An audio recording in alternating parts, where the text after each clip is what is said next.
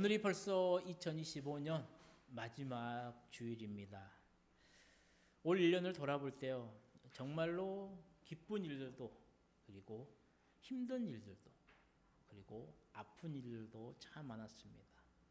또한 아쉽기도 했고요, 또 후회가 되기도 했었고요, 또한 또 기뻤었던 일들도 참 많았던 다사다난했던 한 해였습니다. 제 개인적으로도 그랬고요, 또 우리 교회적으로도 그랬을 거고, 또 우리 모든 성도님들도 아마 그러했을 거라고 생각이 됩니다. 지난 한 주간 참 분주하고 바빴습니다. 그 가운데서도 이렇게 이제 운전을 하면서요, 올 1년을 한번 쭉 돌아봤어요. 올 한 해 저와 우리 교회 어떻게 왔지? 처음 시작해서부터 생각나는 대로 한번 훑어보았었는데요. 뭐 다른 건 남지 않았습니다. 딱 한 가지만 제 마음에 딱 이렇게 붙잡아 있더라고요. 그게 뭐였냐면 하나님이었다라는 거예요. 오늘까지, 그리고 여기까지 인도해 주시고 또 함께 해 주시고 또 우리를 은혜를 베풀어 주셨던 우리 하나님 한 분만이 참 제 그 모든 발자취 가운데 남아 있더라고요. 그러면서 이번 한 주간 이 하나님 때문에 참 행복해졌습니다. 그래서 저는 전에도 한번 이런 고백을 드렸었는데요, 이 하나님이 참 좋습니다. 굶기는 해도 굶어 죽게는 아니하세요. 저는 그 하나님이 참 좋더라고요. 정말로 힘들고요, 정말로 아프고요, 정말로 괴로운데 어느 순간 보면은 조용히 다가와서 위로와 평강을 주시는 이 하나님이 참 좋았습니다.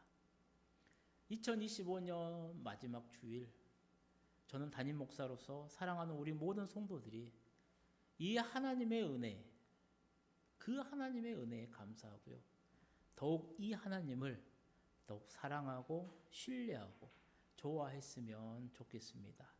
나아가 우리 하나님을 더욱 깊이 알게 되고요, 그래서 인격적으로 우리 하나님을 만나게 되심으로 정말로 우리 하나님은 이런 분이야라는 멋진 신앙의 고백을 하시는 우리 성도님들이 되시기를 주님의 이름으로 축복드립니다.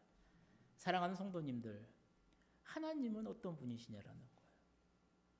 우리 성도님들이 생각할 때 하나님은 어떤 분이십니까? 제가 신앙생활을 함에 있어서요, 가장 중요하게 생각하는 부분 가운데 하나가 이겁니다. 바로 신앙 고백이라는 거예요. 그러니까 하나님은 이런 분이야, 많은 사람들이 고백을 해요. 그런데 그 말이 의미가 없다는 게 아니라 참 감사하고 은혜가 되는 말이기도 해요.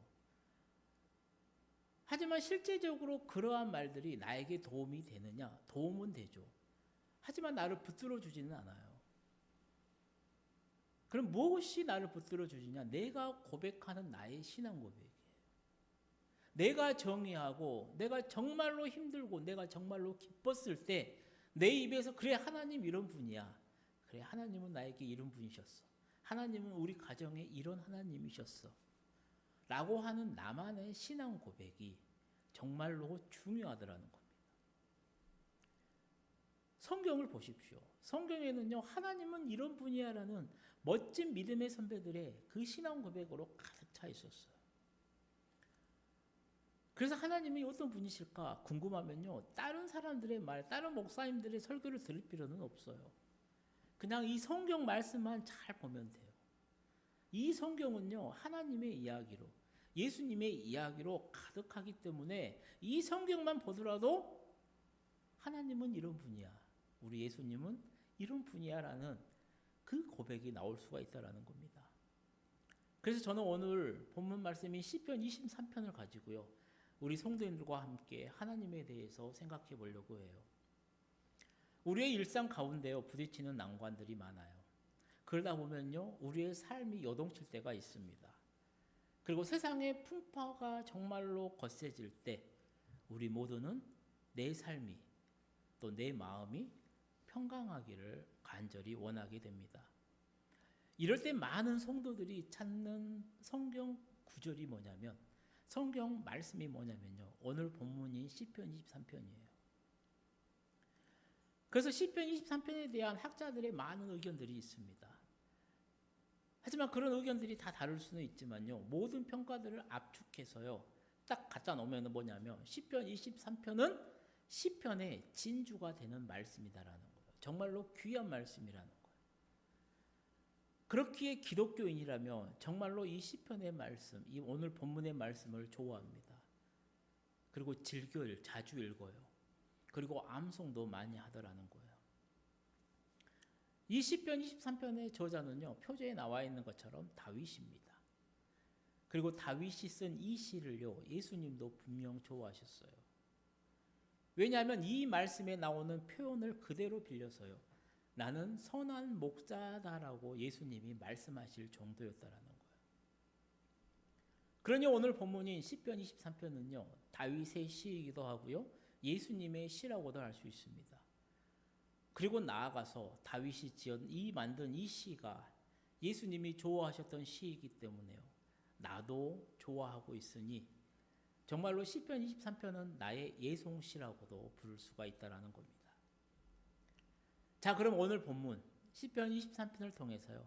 하나님은 어떤 분이신가? 우리 함께 생각해 보십시오. 봤으면 좋겠어요.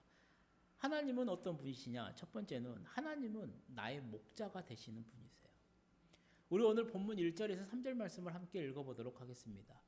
여호와는 나의 목자시니 내게 부족함이 없으리로다. 그가 나를 푸른 풀밭에 누이시며 쉴만한 물가로 인도하시는도다. 내 영혼을 소생시키시고 자기 이름을 위하여 의의 길로 인도하시는도다. 아멘. 이 말씀을 그림으로 표현을 하면요, 딱 이렇게 될 겁니다. 아마 자주 봤었던 그러한 성화 가운데 하나일 거예요. 말씀을 준비하면서 참 이 사진을 찾아서 보는데 참 마음이 따뜻했습니다. 이 힘든 여정 가운데서요, 내가 할 것은 다른 게 없더라고요. 그냥 예수님만 잘 보고 예수님만 잘 따라가면 돼요. 그러면 내가 어디에 있냐면 저 푸른 풀밭 초장과 저 시냇가에 있더라고요. 그래서 본문 1절에서 3절의 말씀은요, 이 성화 하나로도 충분해요. 여호와는 나의 목자시니 내게 부족함이 없으리로다. 그가 나를 푸른 풀밭에 누이시며 쉴 만한 물가로 인도하시는도다. 내 영혼을 소생시키시고 자기 이름을 위하여 의의 길로 인도하시는도다. 이새의 막내 아들, 8번째 아들이었던 다윗은요, 우리가 알고 있는 것처럼 어린 시절에 목동 생활을 했어요. 그래서 자기가 다른 것은 몰라도요, 딱 다윗이 제대로 알고 있는 게 뭐였냐면 이 목자와 양의 관계예요. 목자가 어떤 존재고 양이 어떤 존재고 또 목자에게 양은, 양에게 목자는 어떤 존재인지에 대해서 다윗은 분명하게 깨달았어요. 그런 그가요, 하나님은 자신을 지키고 자신을 먹이고 자신을 인도하는 목자다라고 고백하더라는 겁니다. 그리고 나중에 이 고백이요, 예수님의 고백이 되기도 합니다. 예수님이 공생의 사역을 하시면서요, 자신의 정체성을 밝히세요. 나는 누구다라고 밝히세요. 요한복음에 보면 나오는데 그 말을 7번 하십니다. 그 중에 4번째 말씀이 뭐였냐면 나는 선한 목자다라는 거예요.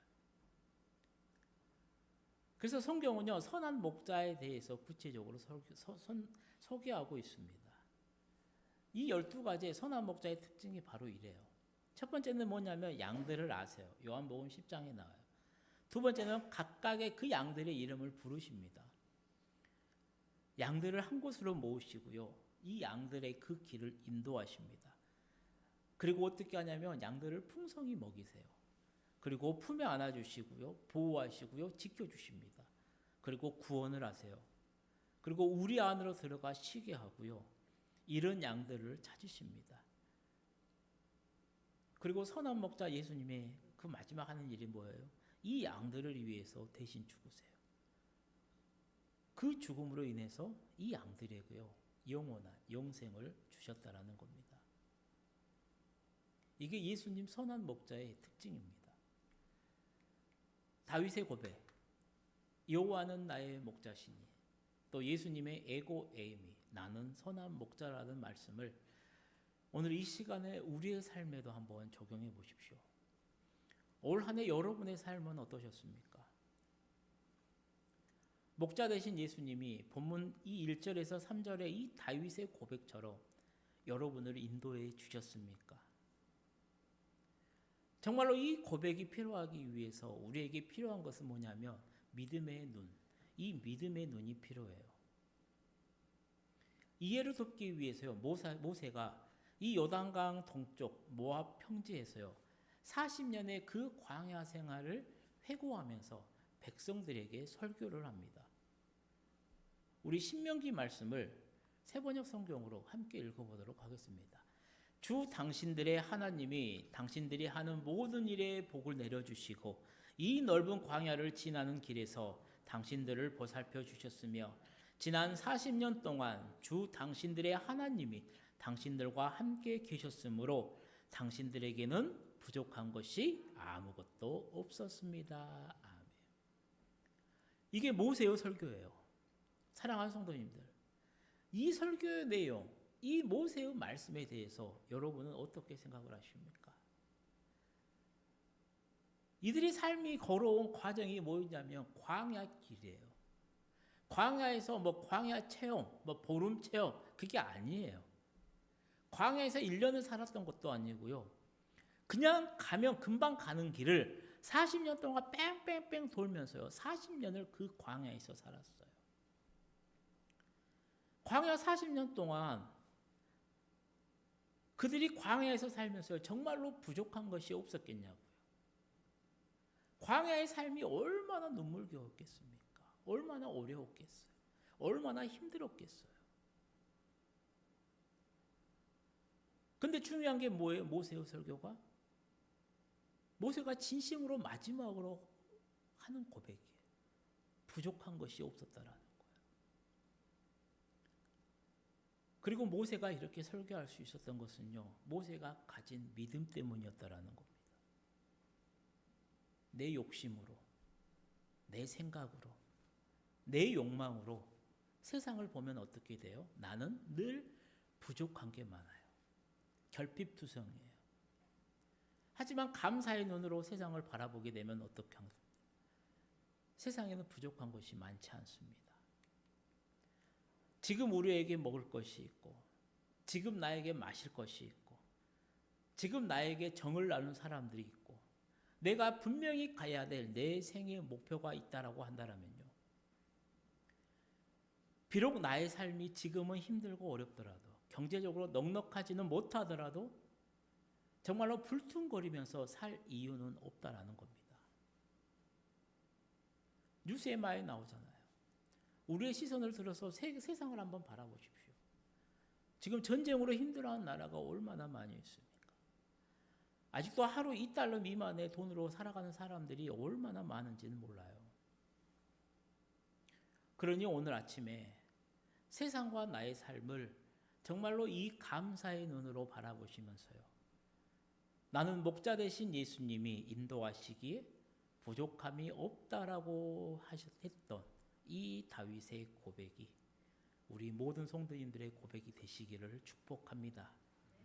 두 번째, 하나님은 어떤 분이세요? 고난 중에도 나의 목자가 되시는 분이 바로 하나님이시라는 거예요. 우리 본문 4절에서 5절 말씀을 함께 읽어보도록 하겠습니다. 내가 사망의 음침한 골짜기로 다닐지라도 해를 두려워하지 않을 것은 주께서 나와 함께 하심이라. 주의 지팡이와 막대기가 나를 안위하시나이다. 주께서 내 원수의 목전에서 내게 상을 차려주시고 기름을 내 머리에 부으셨으니 내 잔이 넘치나이다. 아멘. 다윗의 고백입니다. 본문 1절에서 3절을 뭐라 그래요? 하나님은 나의 목자이십니다 라고 고백했던 이 다윗이요, 좀 더 깊게 그리고 넓게 고백을 합니다. 하나님은 나의 고난 가운데도 나의 목자가 되셨습니다. 사랑하는 성도님들, 우리는 다윗의 인생을요, 성경을 통해 잘 알아요. 그래서 다윗의 인생을 4가지로 분류할 수가 있어요. 첫 번째는 유년기입니다. 두 번째는요, 사울과의 갈등기예요. 그리고 세 번째는 도픽입니다. 그리고 네 번째는 이제 통치할 때, 통치기로 나눌 수 있어요. 이 네 가지 제목들만 봐도요. 갈등기라든가 도피할 때라든가 말 자체가 다윗이 얼마나 어렵고 험한 삶을 살았는지를 우리는 잘 알게 됩니다. 또 30세부터 70세에 이르기까지 다윗이 다윗성에 장사될 때까지 그 40년의 시간도요 결코 쉽지가 않았어요. 아마 가장 마음에 아팠던 것은 자신의 아들일 겁니다. 아들 압살롬이 반란을 일으켜요. 그리고 아버지가 아들 때문에 피난을 갔었어야 돼요. 피신을 했었어요. 그리고 아들 압살롬의 그 만행을 지켜보고 들었었어야 할 거라는 겁니다. 그때 다윗의 마음이 어땠을까요? 다른 어떤 것보다도 정말로 찢어지게 아프고 괴로웠을 거라는 거예요. 다윗이 오늘 본문 이 4절에서 5절 말씀에서 하나님은 내 고난 가운데도 나의 목자다라고 고백할 수 있게 된 이유가 바로 이런 어려움을 겪어보았기 때문이라는 거예요. 성서학자들은요, 이 시편 23편의 저작 시기를 압살롬의 반란으로 다윗이 피난 생활을 할 때라고 봅니다. 그때가 언제였냐면 다윗이 61세 때의 나이였어요. 그래서 아마 이 시편 23편은 이때가 좀 지나서 그 다음해인 다윗이 62살. 우리를 보면 진갑 때 이 글을 썼을 거라는 거예요. 자신이 사랑했던 아들에게 그 아들 피해 도망 다니면서요. 그때 이 시를 지었다라는 거예요. 내가 사망의 음침한 골짜기로 다닐지라도 해를 두려워하지 않을 것은 주께서 나와 함께 하심이라. 주의 지팡이와 막대기가 나를 안위하시나이다. 주께서 내 원수의 목전에서 내게 상을 차려주시고 기름을 내 머리에 부으셨으니 내 잔이 넘치나이다. 좋았을 때 지었던 시가 아니라요. 정말로 괴롭고요. 정말로 아프고요. 정말로 힘들었을 때 지은 시라는 거예요. 이 말씀의 핵심은 뭐예요? 나의 목자 되신 하나님이요. 내가 가장 힘들 때, 우리가 가장 힘들 때 가장 가까이 계심을 우리에게 알려주고 있다는 거예요. 내가 사망의 음침한 골짜기로 다닐 때 주의 지팡이와 막대기가 나를 보살펴 주었습니다. 다윗은 목동이었다니까요.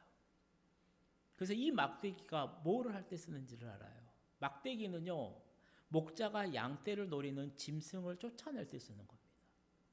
지팡이는 뭐예요? 양들에게 길을 인도할 때 쓰는 도구였다라는 거예요.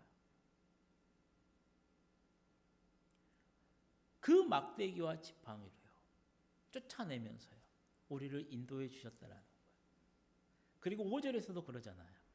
원수가 보는 앞에서 주님이 잔치상을 베풀어 주심에 대해서 말씀을 해요. 이게 다윗의 믿음이 대단한 거죠. 아직 자신의 위험은 사라지지 않았어요. 그런데 분명히 하나님의 은혜로, 하나님의 역사로 모든 것들이 통쾌하게 역전될 것임을 확신하더라는 거예요. 사랑하는 성도님들, 이 본문의 말씀을 오늘 한번 우리의 삶에도 적용을 해보십시오. 우리 기독교인에게 지팡이와 막대기는 무엇이겠습니까? 다른 게 없어요. 우리를 위해 대신 죽으신 예수님의 십자가라고 할 수 있다는 거예요. 그 십자가로 인해서요, 지금 내가 분명 내 위협, 내 어려움, 내 고난이 사라지진 않았어요. 그런데 하나님이 우리에게 주신 말씀은 뭐예요? 그 십자가를 통해서 반드시 분명히 역전이 될 거라는 겁니다. 그래서 사랑하는 성도님들, 하나님은 나의 고난 가운데서도, 내 고난 중에도 나의 목자가 되시는 분이시라는 거예요. 내가 고난을 당할 때, 내가 어려움을 당할 때, 내가 힘든 상황에 놓여 있을 때 나와 가장 가까이 계신 분이 누구시냐고요? 바로 나의 하나님이시라는 겁니다. 우리가 잘 알고 있는 시가 있어요. 설교를 준비하면서 이 시가 갑자기 생각이 났어요. 근데 제가 제대로 알지는 못하는데 막 검색을 해봤죠. 그래서 딱 나오더라고요. 메리 스티븐스가 썼었던 모래 위의 발자국이라는 시입니다. 한번 잘 들어보세요. 어느 날 밤 나는 한 꿈을 꾸었습니다. 내가 주님과 함께 해변을 걷고 있었고 어두운 하늘을 가로질러 나의 삶의 장면들이 밝게 비춰왔습니다. 나는 각 장면마다 모래 위에 두 사람의 발자국이 있는 것을 보았습니다. 하나는 나의 것이었고 다른 하나는 주님의 것이었습니다. 잊고 내가 살아온 마지막 장면이 내 앞에 펼쳐졌을 때 모래 위에 새겨진 발자국은 한 사람의 것밖에 보이지 않았습니다. 그때는 나의 삶 중에서 가장 힘들고 슬픈 순간이었습니다. 이 사실로 인해 나는 늘 가슴 아파했고 그래서 주님께 여쭈었습니다. 주님, 제가 주님을 따르면 주님은 항상 저와 동행하며 친구가 되어 주겠다라고 하시지 않았습니까? 하지만 제 삶에서 가장 고통스러울 때는 왜 한 사람의 발자국만 있었는지 이해할 수 없습니다. 제가 주님을 가장 필요로 할 때 어찌하여 주님은 저를 떠나 계셨습니까? 그러자 주님은 속삭이셨습니다. 내 귀한 아이야, 나는 너를 사랑하며 결코 너를 떠나지 않을 거다. 네가 큰 시련과 어려움을 당할 때도 결단코 떠나지 않았단다. 네가 한 사람의 발자국만 본 것은 내가 너를 업고 갔기 때문이란다. 사랑하는 성도님들, 우리 하나님은 고난 중에도 나의 목자가 되십니다. 올해 혹여 우리 성도님들 가운데 힘들었다라고 생각하신 분이 계십니까? 그렇다면 그 고난 가운데, 그 어려움 가운데 여러분과 가장 가까이 계셨던 분이 우리 하나님이심을 믿음으로 받아들이시고 평강하시기를 주님의 이름으로 축복합니다. 세 번째, 하나님은 어떤 분이세요? 영원토록 나의 목자가 되시는 분이시라는 거예요. 우리 본문 6절 말씀을 함께 읽어보도록 하겠습니다. 내 평생의 선하심과 인자하심이 반드시 나를 따르리니 내가 여호와의 집에 영원히 살리로다. 아멘. 오늘 시편 23편의 말씀은요, 그냥 제가 세 가지로만 딱딱딱 구분해서 했는데요. 아마 이 본문만 가지고도 설교를 하면 참 많은 설교를 할 수가 있을 겁니다. 오늘 본문 6절 말씀만 봐도 그래요. 내 평생의 선하심과 인자하심이 반드시 나를 따르리니. 얼마나 좋아요. 내 평생의 선하심과 인자하심이 반드시 나를 따라온대요.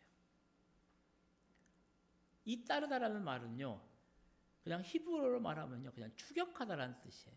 언제 쓰냐면 엄마가 아이를 추격을 해요. 언제 추격을 해요? 아이가 밥을 안 먹는다고 할 때 어떻게든 한 숟가락 더 먹이려고 막 쫓아다닌다라는 거예요. 그러니까 하나님이 그의 인자하심과 그의 선하심으로 우리를 막 쫓아다니면서요, 우리를 지켜주시겠다라는 이 다윗의 고백이에요. 그러니까 하나님은 우리를 추격을 합니다. 추격을 해요. 우리의 죄도 추격을 하지만요, 우리를 지켜주시려고, 우리를 보호해 주시려고 선의와 은총으로 우리를 항상 뒤따라 다니신다는 거예요. 가장 중요한 게 있죠. 그럼 언제까지 하나님이 따라다녀요? 분명하게 말을 해요. 내 평생, 내 생의 마지막 순간까지도 하나님은 우리와 함께 하신다는 거예요. 그러니까 이런 하나님임을 다윗이 알아요. 그래서 자신의 삶 가운데서 정말로 괴롭고 아프고 힘든 그 순간에요, 다윗이 이런 믿음의 고백을 해요. 그리고 마지막에 어떻게 해요? 자신의 시선을 하늘에다 고정을 해요. 내가 여호와의 집에 영원히 살겠다. 내 최종의 목적지가 어디라는 거야? 주님과 함께 영원히 사는 곳이라는 거예요. 그 마지막 도착한 곳을요, 요한계시록은 이렇게 말을 합니다. 우리 요한계시록 말씀을 함께 읽어볼까요? 그러므로 그들이 하나님의 보좌 앞에 있고 또 그의 성전에서 밤낮 하나님을 섬김에 보좌에 앉으신 이가 그들 위에 장막을 치시리니 그들이 다시는 줄이지도 아니하며 목마르지도 아니하고 해나 아무 뜨거운 기운에 상하지도 아니하리니 이는 보좌 가운데 계신 어린 양이 그들의 목자가 되사 생명수 샘으로 인도하시고 하나님께서 그들의 눈에서 모든 눈물을 씻어 주실 것임이라. 아멘. 사랑하는 성도님들, 우리 인생의 마지막 날이 이 요한계시록의 말씀대로 이루어질 때 내게 부족함이 없습니다 라는 이 고백이 완벽하게 성취가 될 것입니다. 그리고 그때까지 나의 영원한 목자가 되시는 우리 예수님은 언제나 우리와 함께 하실 것입니다. 이 귀한 사실이 송년주일을 보내는 이 시간 우리 모든 성도님들에게 위로와 소망이 되어지시기를 축복합니다. 이제 말씀을 마치려고 해요. 사랑하는 성도님들, 올 한 해 동안 힘들게 살아오신다라고 수고 많으셨습니다. 힘들게 살아온 여러분에게 하나님은 평안과 위로가 가득한 시편 23편의 말씀을 통해 세 가지의 중요한 귀한 사실을 알려주셨습니다. 하나님은 나의 목자가 되시고 고난 중에도 나의 목자가 되시고 그 하나님이 영원토록 나의 목자가 되신다라는 것입니다. 이 사실을 알고요. 올 한 해의 마무리도 그리고 다가오는 2026년도에도 목자 되시는 하나님의 그 인도하심 속에서 승리하는 삶을 살게 되는 우리 모든 성도님들이 되시기를 주님의 이름으로 간절히 축원드립니다. 기도하시겠습니다. 사랑의 하나님 아버지 은혜를 감사합니다. 시편 가운데 진주시라고 불리는 본문 23편의 말씀을 나누었습니다. 다윗은 여호와는 나의 목자, 고난 중에도 나의 목자, 그리고 영원토록 나의 목자가 되시는 분이라고 고백하였는데 아버지 이 다윗의 이 믿음의 고백이 나의 고백이 되고 다윗의 이 아름다운 시가 나의 시가 될 수 있도록 성령 하나님 인도하여 주셔서 세상의 삶은 갈수록 어렵고 힘들지만 주님이 나의 삶의 목자가 되시기 때문에 목자의 그 인도 속에서 승리하는 삶을 살아가는 우리 모두가 되어질 수